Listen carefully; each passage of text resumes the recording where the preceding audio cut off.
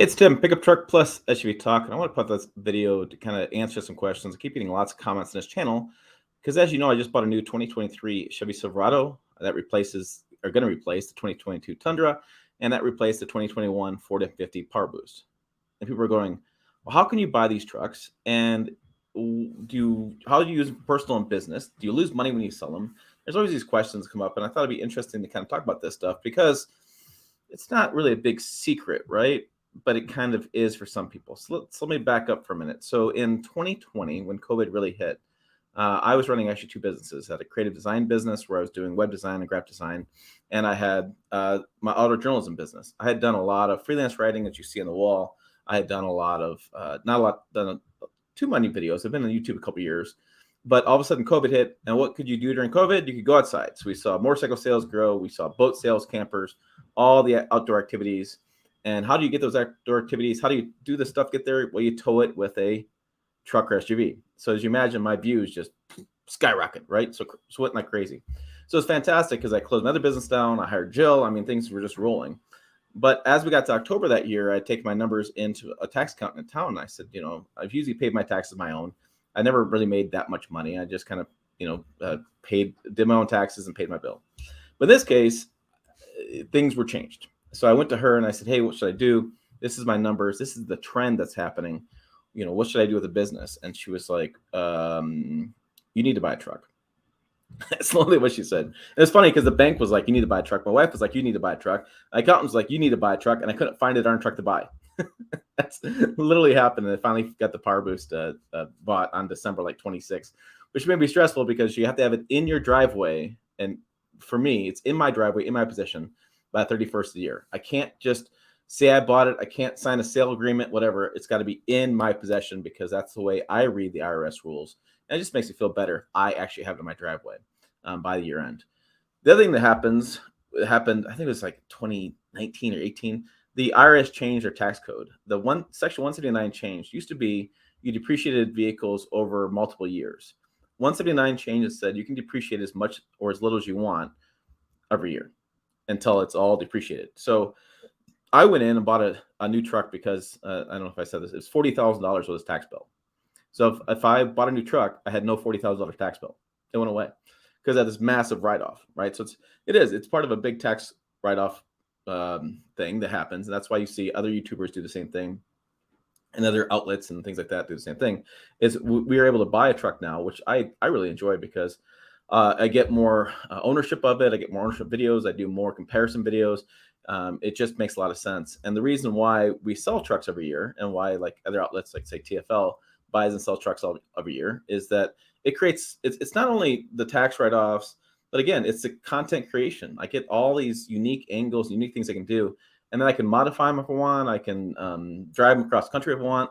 The thing when we get press loan vehicles for review, there's some stipulations. You can't modify it. You usually have mileage limits about 500 miles. You only get it for 7 days, which sometimes sounds like a lot of time, but sometimes you're out of town for 3 or 4 of those days. You're sick a couple days, or you're in my office filming other stuff, and I don't have time to get out there. So there's limits to those. But when you buy a vehicle, you have no limits, right? And so that's why we buy and sell. Now, I typically, I think last year on the Ford, I broke even, which I didn't care. And then I think this year in the Tundra, I may have to cough up a couple grand to get out of the Tundra. I don't care. And here's the reason why I don't care. And this is, and people are gonna be like, well, you should care. You're losing money. Well, big picture, you got to think big picture here. This is a business. And so I look at it this way. I'm making the revenue off all the videos you guys are watching and all the comparisons doing. And I'm making that ball of revenue or that bit of revenue. I have the massive tax write-off. I also have a year to have a truck, which is kind of nice, right? And then I have the selling experience. I have the whole experience. And then when I do more videos, because I was a prior owner, I have more knowledge on that vehicle I had before. And so every time I buy a truck, I figure it's going to cost me at least $20,000 in taxes and payments and insurance.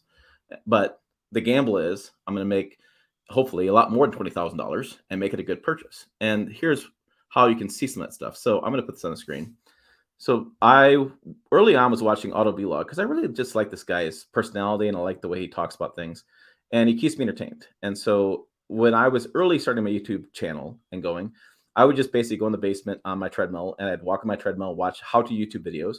I watched other people's channels just to get an idea of what they like, what they don't like, and what I like and don't like. That way I had some idea as far as when I started doing my own channel, what worked out as far as ideas for videos. But what really struck me was he did a video, I think this was a year ago, and he showed his revenue for the month of December 2020 through January 9th of 2021. And in 1 month, he made $21,000. Yeah, $21,000 in 1 month. And that's why he even says on the channel, that's why he buys a new truck every year or buys a supercar or whatever, is because he's got to have fresh content and he's got to have a tax bill. And we all know, and you can see the videos, look at Pickup Truck Talk channel, go to homepage videos, and the top videos are typically new trucks I bought. And so it's just business. It just makes sense with business. So he made $20,000. I think people get kind of worn out, I get worn out about, was the subscriber count. Let's talk about this real fast. He's got 733,000 subscribers. So, he makes a lot more than I do because he's got more subscribers. No, subscribers are just a vanity number. It doesn't mean you're more of an expert, less than an expert. It doesn't mean anything. It just means people have hit this button that many times. So the money he makes is not tied to subscribers, it's tied to views. And if you go back to his channel and the homepage and you look at videos and you search by most popular, 17 million views, 9.6 million views, 9 million views, 8 million views. I mean, this 17 million view video, my goodness, this is probably $60,000 to $80,000 in revenue just in this one video, I would imagine, depending when he published it, because ad rates changed throughout the year, which is why his ad rates were better in the fourth quarter. So if you look at like Doug DeMuro always puts out his best of Doug list in December. Why? Ad rates are better. It's just business. Street Speed 717. This guy is kind of fun. But he always buys Corvettes. He buys, I think he had a Lamborghini. He had a Ram TRX. He jumped over a creek and got a little bit of trouble about that. He lit his Ram TRX on fire. I mean, look back at his videos, and you can see he was buying inexpensive stuff, building them up. Then eventually he started making more money, and you can see he started doing things like destroying a U-Haul truck, or like, because he had the money, he just bought it and destroyed it. People are like, this is reckless, and I don't love always his video ideas, but it's just money. This TRX, he jumped it, and then he lit it on fire, and somebody else bought it, and he made tons of money off that video. And Lamborghini Urus jumped over another Lamborghini. I mean, you can see the progression here from a really old Bronco Blazer he paid $1,500 to a Lamborghini Urus in just 2 years, and see the view counts. Yeah, and look at like TFL. TFL buys new trucks all the time. And Roman says it all the time that he takes the money that he was going to spend on a new truck. He sells the older truck to take the money to buy a new truck. He also gets some tax write-offs with that stuff, and he gets fresh content. Look at this video, like $54,000, just 54,000 views a day ago because he just bought a new truck, right?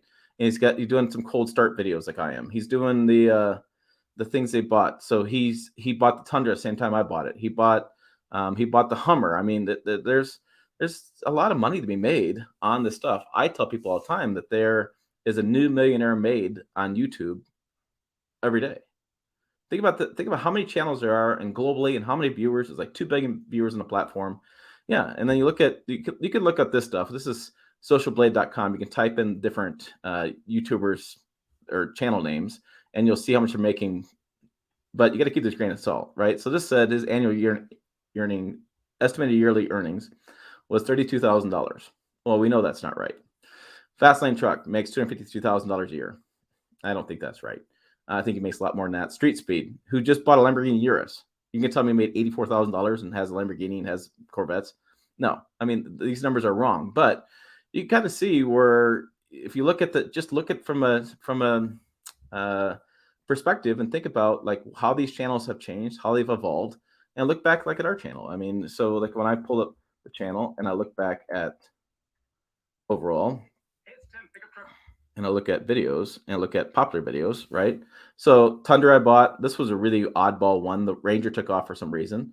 I've done million mile truck stories in the past. I love doing these stories. Another Tundra video, right? And so then the oddball charging story, this one surprised me how well that did. And then reliable pickups. But look at how many years ago, look at how many things have changed. So 3 years ago, I made this video on most reliable trucks. And boy, my camera work back then was something. But I mean, look at the numbers now to a year ago.